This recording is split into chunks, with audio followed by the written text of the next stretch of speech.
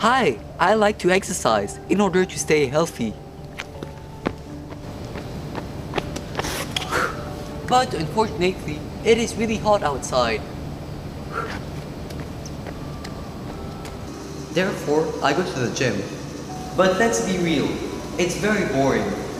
On the other side, I also love gaming and eating candy. Unfortunately, that is conflicting with my goal of staying healthy.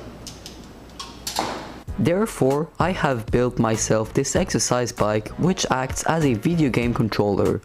This Arduino board monitors the switches, pedals and handlebars and then sends keystrokes to the computer accordingly.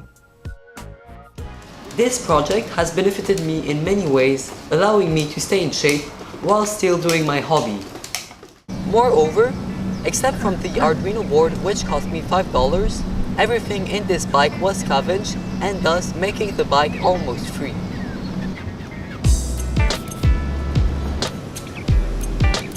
And the best part about this is that you can do this too. I have put out a 6-part video series which explains in detail the process.